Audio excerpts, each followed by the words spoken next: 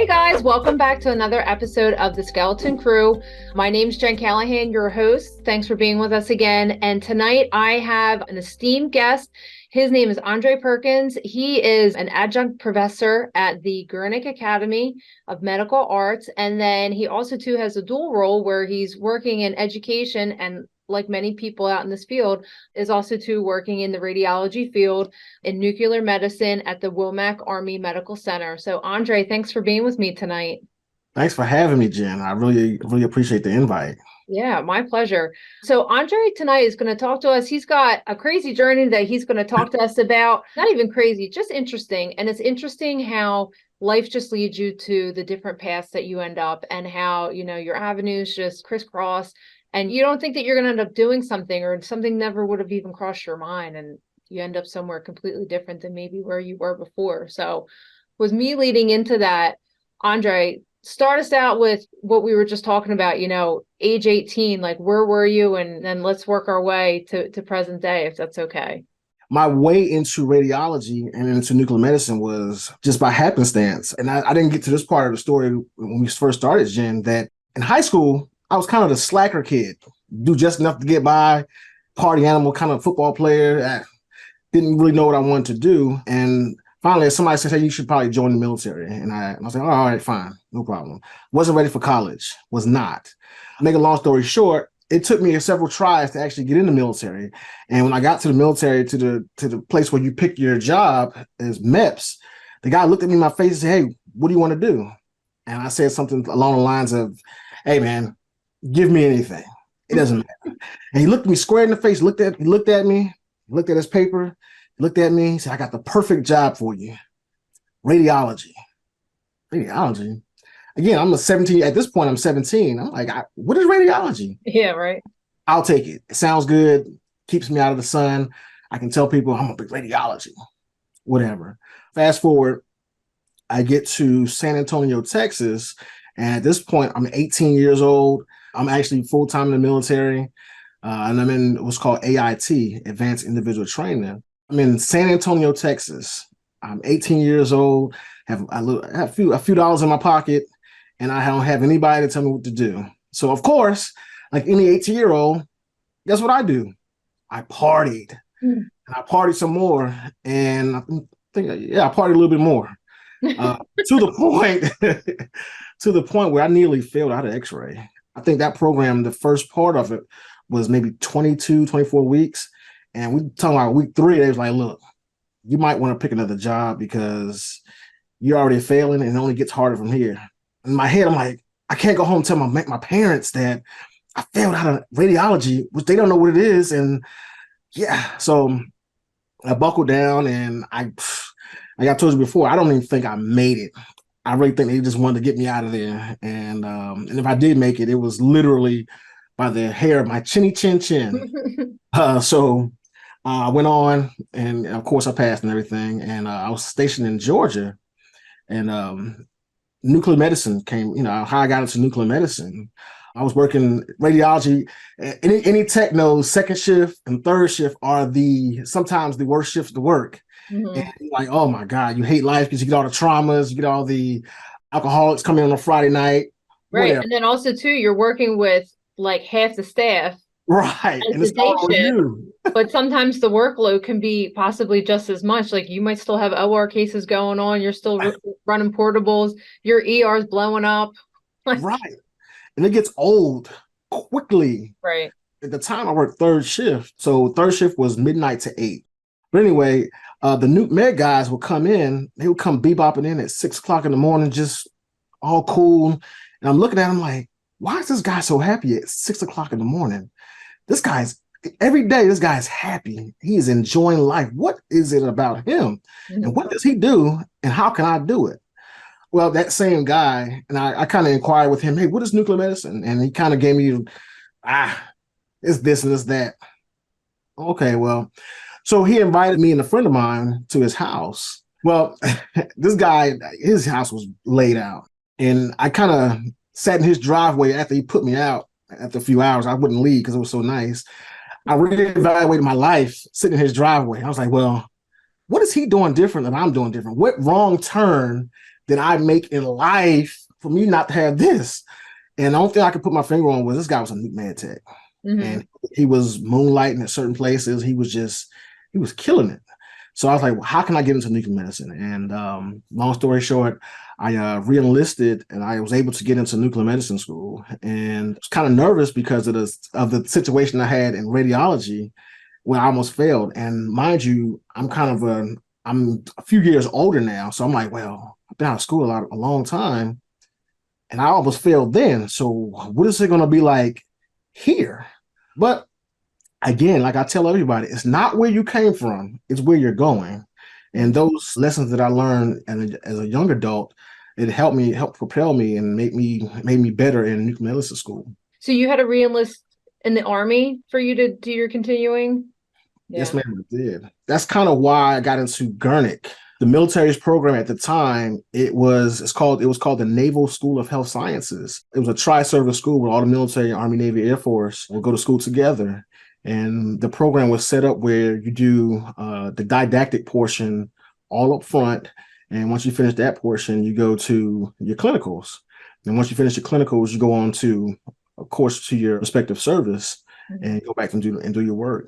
The founder of the program at Gurnick Academy of Medical Arts, she actually wrote the program, Ms. Farrah Johnson. When I actually met her and we just started having dialogue, she mentioned she was in the military and, started mentioning names. It's like, wait a minute, we went to the same program. Like, wait a minute, wow. So I really wanted to be a part of this cutting edge program because I think it's one of a kind program here in the United States. You're doing the didactic portion online and you're doing your clinicals, whatever state you're in. And right now we're just in California for nuclear medicine. So, well, I was going to say, so where is Gurnick exactly stationed out of? Like what would be like considered your home base? well, Gurnick is actually in California. They have several campuses in California, but the nuclear medicine program is based at the Concord campus in Concord, California. But the program, like I said, is online. The whole entire nuclear medicine faculty, with the exception of the clinical coordinators, are, I think, program directors in Louisiana, North Carolina. We have somebody in Atlanta, someone in Massachusetts. So we're able to bring in instructors and professors from all over the United States to this one program. And I have some esteemed colleagues, Dr. David Gilmore, Ms. Sybil Nielsen. They are awesome. They bring a wealth of knowledge to the program. And the students are all in California and their clinical sites are really within 45 minutes of where they live. I think we have maybe 45 hospitals in the California area where the students can do their clinicals, and we've partnered with these hospitals. So you're basically doing like remote teaching. You're teaching from are you North Carolina? Yes, ma'am. Yes. Yes. So you do classes, I guess, via what, Zoom or something, or do you record, or how does that work? We use Google Meets. Okay. Our classes we meet Tuesdays and Thursdays. The classes are 4 hours apiece. The students have several classes. They'll have a class in the morning. I want to say they're taking 2 to 3 classes a day and within the nuclear medicine program. And on the off days of nuclear medicine, they're taking their prereqs. Some of them are taking math, chemistry, physics. It's a full-time program, and they're expected to attend full-time as if we were sitting in class face-to-face. Okay. Yeah, so I was on the website earlier and just like looking at all the different programs that are offered through there, and you offer up to like a bachelor's of science, correct? Yes, ma'am. Not necessarily nuclear medicine, but in radiology, nursing, ultrasound, of course, phlebotomy. It's a wide range of medical specialties that Gurnick offers, and it's throughout several campuses. But we are the only program that's online. It's hybrid. Right. Do you have the ability to go to class if you want to? Like, could they go and sit in a classroom setting? Not for this program, they don't. Not Okay. for this program. And the intent is, with the way the world is going, we're trying to reach more people. Distance education is becoming a thing now, just within nuclear medicine, within Gurnick. If you look at a lot of major universities, brick and mortars, they have an online section, online portion that you can be wherever and you can go to school online and still get a degree from pick a college. So that's virtual is becoming the lay of the land now. What led you from working as a nuke med technologist to wanting to do your MBA? It's kind of twofold. I think we talked about it earlier. I have great leadership, and I have great mentors. One piece of advice I give anybody is find someone who is doing what you want to do and get the blueprint from them and tailor that blueprint to your situation. So I have a great leader, my mentor. She pushed me to go to school. Hey, you need to step out of your comfort zone and go back to school. And rewinding, while I was in the military, I was a stop and go student, as I like to refer to myself. I go a couple of classes here, and I stop. Go a couple classes here, and I stop. Go a couple classes here, and I quit. So it was one of those things where she's like, "Hey, you need to go back in school, and you need to actually finish." Like, okay, well, thank you. Put me on Front Street like that, but okay. So once I got into the groove of undergrad, I was like, well, maybe I should probably go a little further. I had someone kind of say, yeah, you should go further because I'm going further. And if I can do it, you can do it. Well, okay. So while I was still in that groove of finishing up undergrad, I was like, okay, well, let's keep going. Let's keep going. And I was trying to figure out what I wanted to do when I grow up. I may not always want to stay in healthcare, or if I stay in healthcare, what is going to work best for me as I move up the food chain, if that's a thing. And I looked at a lot of the directors and executives in hospital administration, and a lot of them had MBAs. So this is where, hey, they had the blueprint. Let me just tailor it to me. I got the MBA. As far as the PhD is actually something I'm interested in. And I chose IO psychology because I have a passion for leadership and making organizations better. As you probably can relate throughout your career, I've had some terrible leaders, like, oh my God, how did this person become like this person? Like, wow, you could lead a choir. And really, and I've had some really good leaders as well. And I wanted to know, how do you fix the leadership model or the promotion system, especially within the military? How do you fix the promotion system? Why does the military have high attrition rate within the medical community? Those are questions that I want to answer. And I don't think it's fair to complain about something or make these just riveting complaints, and you don't have a viable solution. So in order for me to have a viable solution, well, let me do some research. Let me learn about it. So when I bring a solution, well, Mr. Perkins, how do you know? Well, I wrote a dissertation about it, or I wrote a paper about it. Oh, okay. So that was kind of my push to get the PhD, or to start the PhD. So let's lean into you then being an instructor at Gurnick. What classes do you teach? Do you instruct? Well, I'm teaching right now. We're doing procedures, and procedures is a beast in itself. And I'm smiling because I still have a hard time grasping the fact that I'm an instructor. Like this guy who almost failed out of radiology and struggled through class, I'm now teaching it. But yes, I'm teaching procedures right now. My first class ever was patient care, which was probably my hardest class, because first day, they're looking at me and I'm looking at them like, okay, where do I start? I can't tell them I'm a first year teacher. I'm a first time teacher. You have to kind of play it off. So we play it off and we get through it. But now procedures is one of those sections. You're an X-ray tech. You got to learn about the different organ systems and how the organ systems work, what they work well together with, what kind of diseases you have. So it's a lot. Now it's just breaking it down and making it easy for them to retain the information. This episode is brought to you by xraytechnicianschools.com. If you're considering a career in X-ray, visit xraytechnicianschools.com to explore schools and to get honest information on career paths, salaries, and degree options. The students that you have you found that they mostly students who are coming back who have been technologists who have been working in the field for, maybe at least more than a year? Or are they possibly just graduating from X-ray or, taking their boards in X-ray and then kind of just rolling right into another modality? Believe it or not, I don't think I have any technologists in the second cohort. I don't have any technologists. I don't have any. I have several people with medical backgrounds. I think I have phlebotomist, have an EKG tech. But for the most part, everyone in the second cohort, they're all fresh.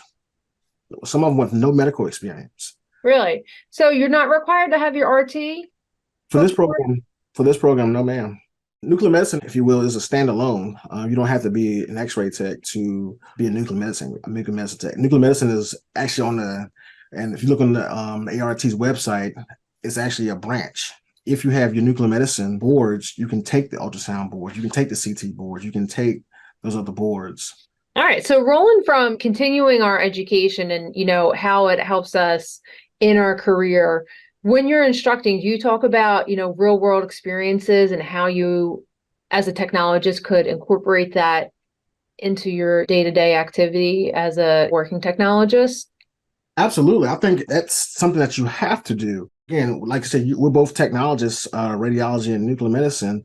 We all know that the textbook, every patient that we see or every exam that we perform or study that we do is almost never on a textbook. So we encourage the students, obviously, to learn the textbook principles. However, be flexible enough to be able to maneuver based on the patient. We're still staying within the realm of the guidelines, our procedure, our protocols, but hey, every patient is not going to be like that. So you have to incorporate that when you're teaching this stuff, because you're not going to get textbook patients all the time. And that's just the nature of the beast. You have to give the students the ups as well as the downs of the career, because there are going to be some days you're like, man, I quit. And there are going to be some days like, man, I can't wait to come back to work. So it just rolls like that. And you have to tell for me, I tell stories about situations I've had with interactions with patients, maybe some not so good patients, or patients that really left a mark on your heart, or patients that just, oh man, they were funny, or funny interactions with the physicians.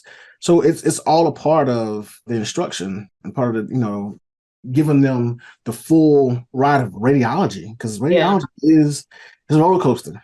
Do you feel like that helps you be a better instructor, that you still have that hands-on experience, so you're still very much in the working realm of radiology and you haven't stepped out of that completely just to be in education?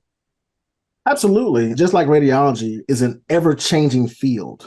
A lot of times the field changes, but the book does not change. The textbook does not change unless we update it every 3 or 4 or 5 years.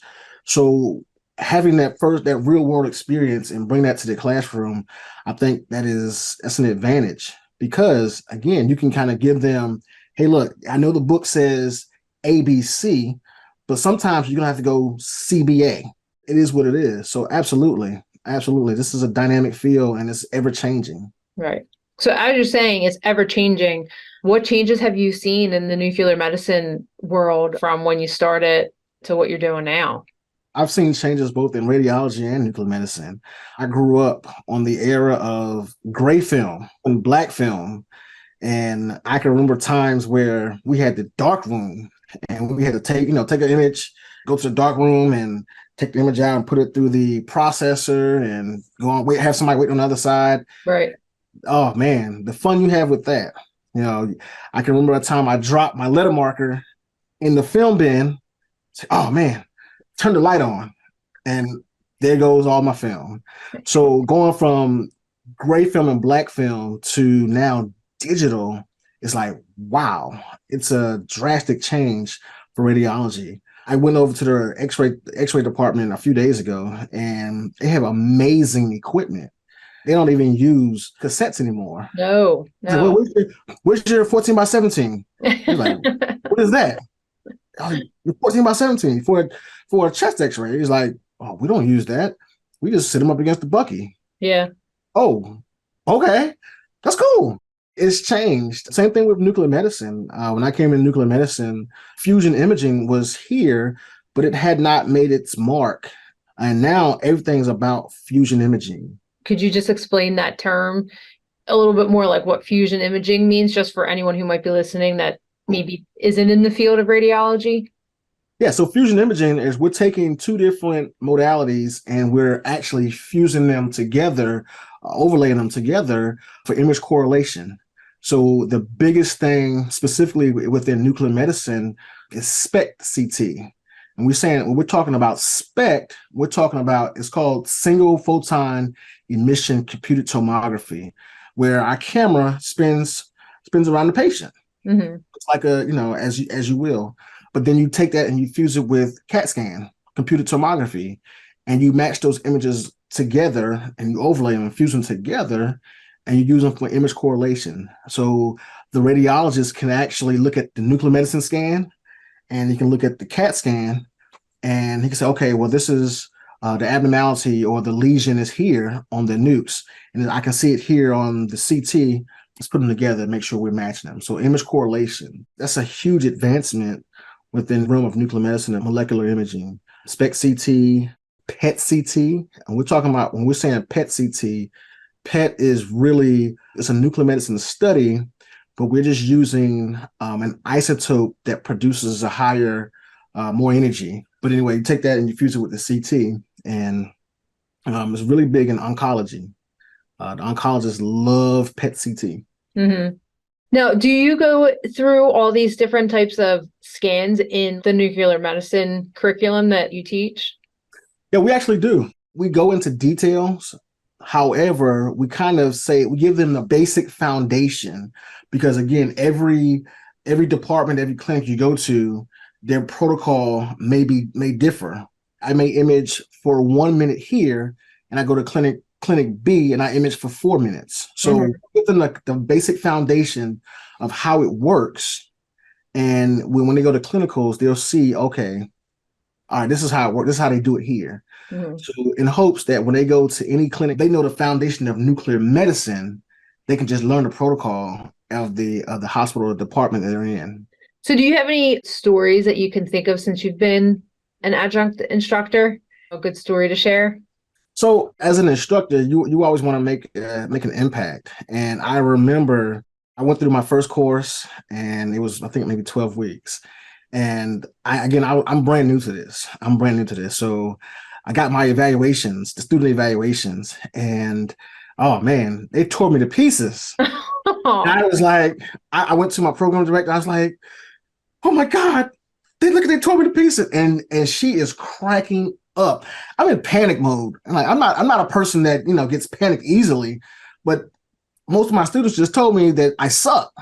So I'm in panic mode, like, oh my God, this. And she's laughing. She's like, look, you're always gonna get bad reviews. It's okay. It's a part of the field. I was like, I don't think it is. I'm gonna quit. I'm gonna reevaluate this career choice. She's like, okay, let me know. She knew I wasn't quitting, but I'm like, man. So the second class, my reviews got better. And the third class, my reviews were off the charts. I'm like, oh yeah, okay. I got the hang of this.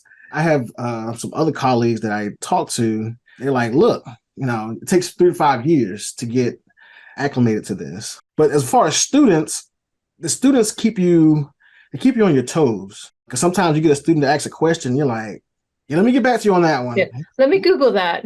Right. You're like, what was that? You can't BS them, and you don't want to give them wrong answers, so you have to be honest. And I've watched other colleagues, they're like, the students are asking a random off the wall question, and they're like, look, I don't know. I don't have a clue. I'm like, wow, they said that?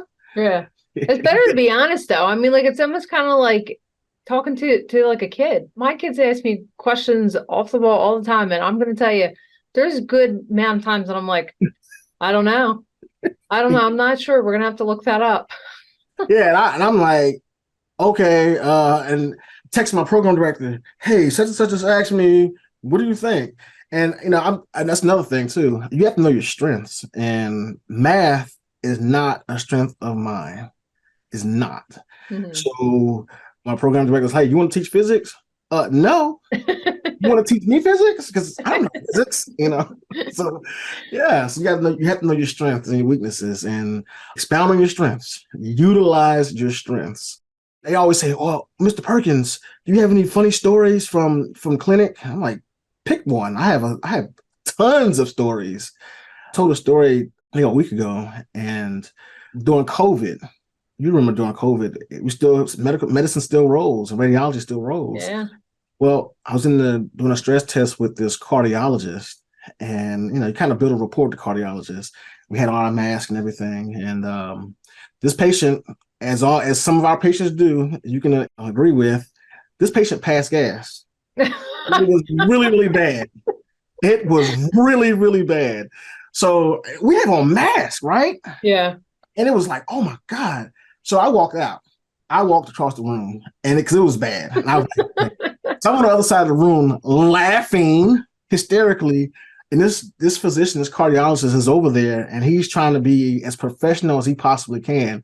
So I'm hearing this guy talk. He's like, yeah, such and such, such as whoop. So he starts gagging, and I'm laughing. So finally, he comes running back over here. He says, Andre, that was really bad. Why didn't you say anything? I was like, dude, you didn't see me run out? It's stuff like that that kind of makes it interesting. And, you can reflect on it, look back on it like, man, did you remember that when that happened?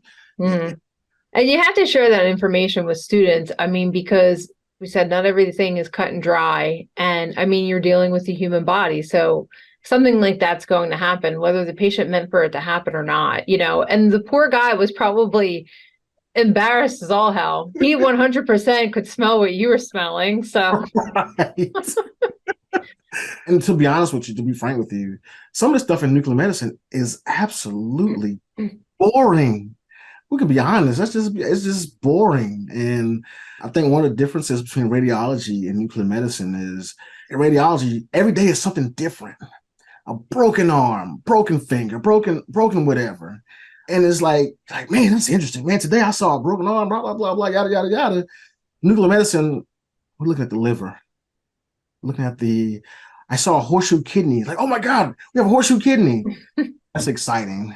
And it's really not, but that's exciting. yeah. So you have to find things like that and to make it interesting, because it's just honestly, and I try to be straight up with them. Like, look, guys, we're talking about this system. It's absolutely boring. There's no way I can make this fun. Grin and bear it. It's honest. We have to grin and bear it. So get through it. So you happy with your transition from radiology into nuke med, after going to that guy's house?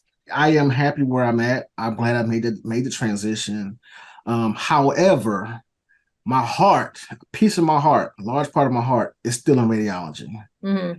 I'll always be in radiology because, again, it's one of those things you see interesting things every single day. You kind of miss it. So yeah, I'm a nuclear medicine, but in my heart, radiology's here. How about the transition or your segue into education? Are you happy with the transition doing that, in conjunction with still being in the clinical field?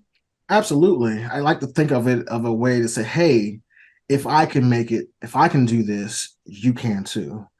Because I'm pretty sure there's other people who have struggled or they didn't do as well as they wanted to, or some of their peers in class, and they're like, man, what can I do? I struggled in class.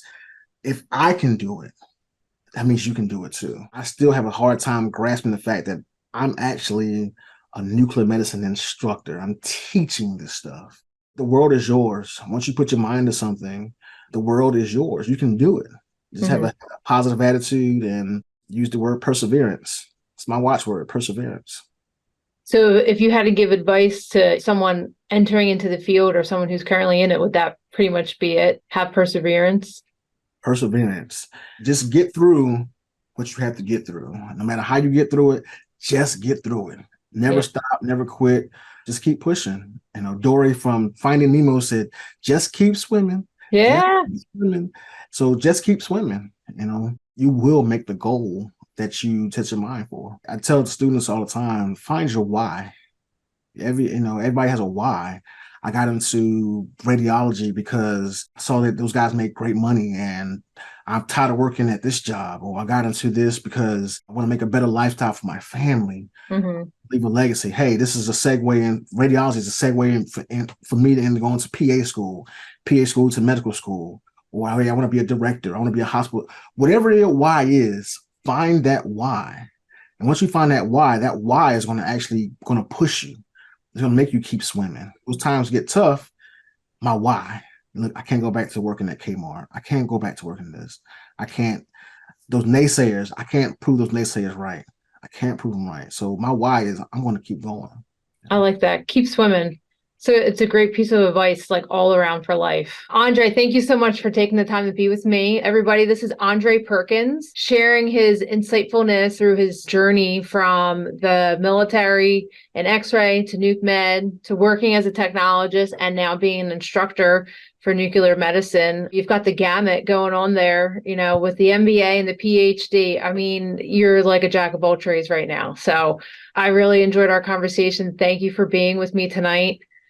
I'm honored to be here. And I told somebody, I was like, I'm gonna be on podcast. So I'm really excited. Thank you so much. I really appreciate it. My pleasure. Everybody, the Skeleton Crew tonight with Andre Perkins. Follow up to see what we have coming. And if you have any tips or any suggestions for us, leave a comment, leave a review, give us a like, and check out the other episodes that we have because we always have some really interesting guests on our show. All right. This is Jen and Andre. We'll see you guys later. You've been watching The Skeleton Crew, brought to you by x-raytechnicianschools.com. On the next episode, join us to explore the present and the future of the rad tech career in the field of radiology.